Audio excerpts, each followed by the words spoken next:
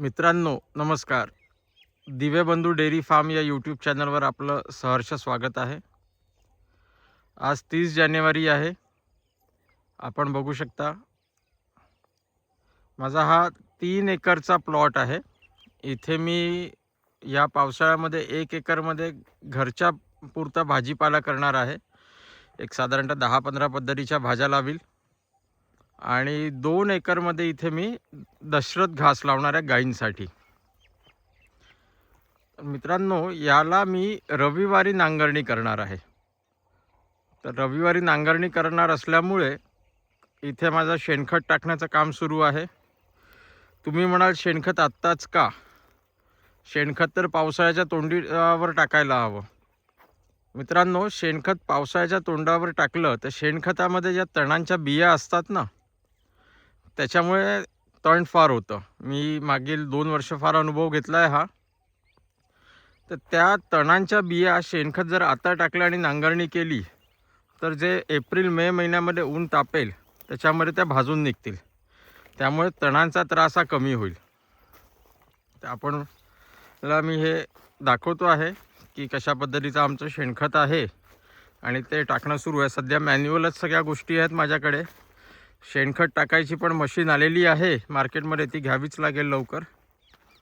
आपण बघू शकता आमचं शेणखत आहे.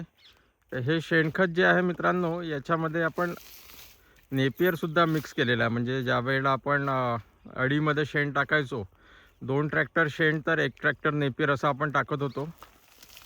आता अशा पद्धतीने पाट पद्धतीने बाया फेकत आहेत. याला आपण नांगरणी करू 1 फेब्रुवारीला. मग 1 मार्चला याच्यावरती आपण रोटावेटर चालवू आणि तिथून पुढे दर 15 दिवसांनी आपण याला कल्टिवेट करू. आणि मग साधारण 15 मेच्या दरम्यान इथे आपण बेड पाडणार आहोत आणि भाज्या देखील मी बेडवरच घेणार आहे.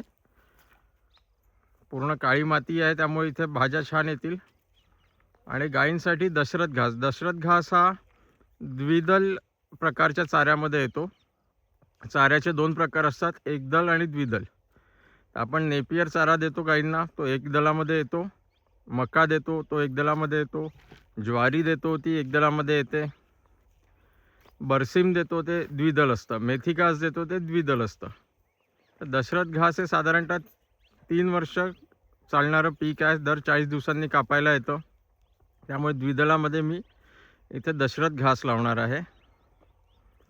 ते इकडे माझं साधारणतः 1.5 एकरमध्ये टाकून झालेलं आहे. उद्या इथलं उरलेलं 1.5 एकर आटपून जातं. ते आटोपलं की आपण इथे छान पद्धतीने नांगरणी करू आणि 1 महिना याला असंच सुकू देऊ. आपल्याला तिथे माझा ज्वारी दाखवतो. ज्वारी गायींसाठी लावलेली, याला मेगा स्वीट ज्वारी म्हणतात. ॲडव्हान्टा कंपनीची येते. मल्टीकट असते. साधारणतः पहिले 2 कटला चांगली असते, तिसऱ्या कटला आपल्याला 30%च चारा मिळतो. मात्र त्याचा महाग पण आहे. 3 एकरचंच बियाणं साधारणतः 18,000 रुपयाचं झालं होतं.